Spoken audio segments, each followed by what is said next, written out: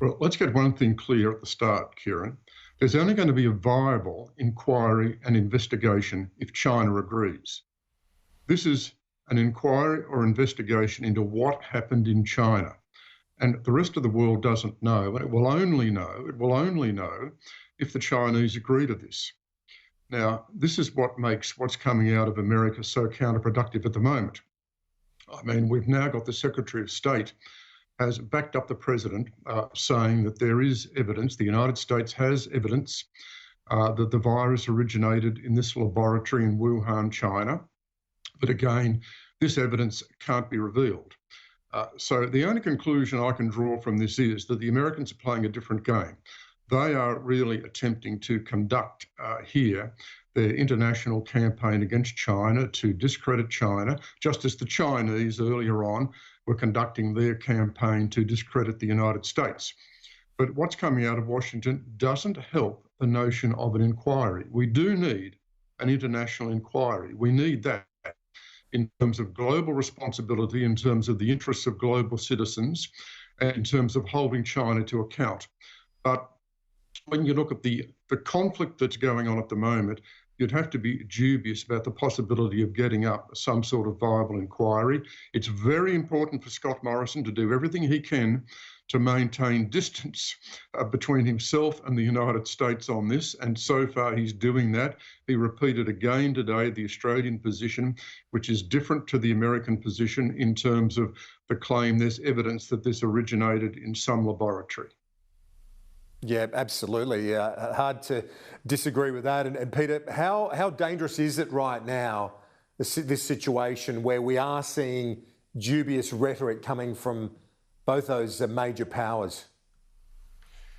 Well, it was bad enough to hear the Chinese beginning their disinformation campaign, claiming that the virus began when the US Army introduced it to China.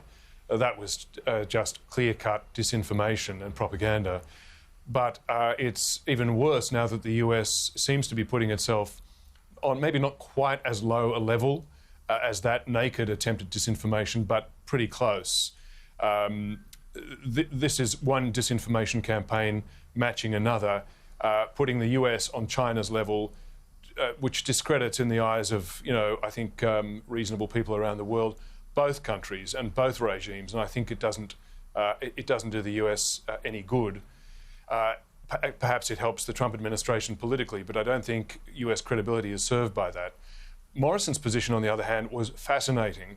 And I think we saw both, not only Morrison repeating in calm, firm terms the Australian proposal for an international inquiry into the origins and responses to the virus for future, lessons for future outbreaks, but we heard him resisting the invitation to support the US disinformation campaign, but also resisting the Chinese campaign of intimidation and coercion.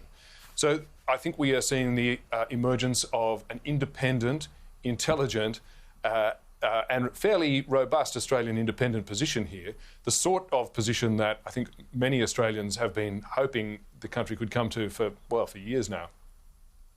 Indeed. And Paul Kelly, Eden Monero, closer to home. What about this stoush between Barilaro and McCormack? I wonder whether this will be the catalyst for further federal destabilisation of the Deputy Prime Minister. John Barilaro is not running. That is really good news for the Morrison government. Is there a more overrated politician in the country than this bloke? Okay, we've got this new revelation today about this stoush between him and McCormack. I doubt this will have much impact at all in terms of the actual by-election result. And it means the Liberal Party have got Andrew Constance, who I think will be an excellent candidate.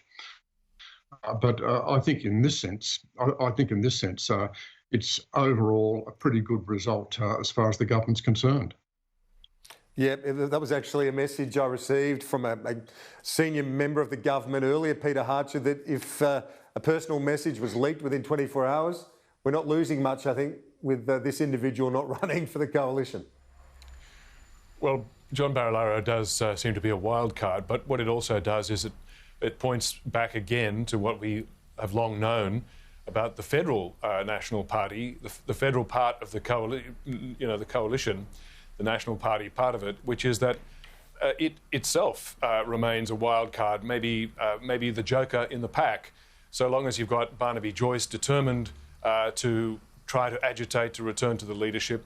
It remains, even after the Labor and Liberal parties seem to have settled down from their decade of pointless leadership rivalry and self-indulgence, the Nationals federally and even at the state level seem to have a great deal of trouble imposing any sort of self-discipline.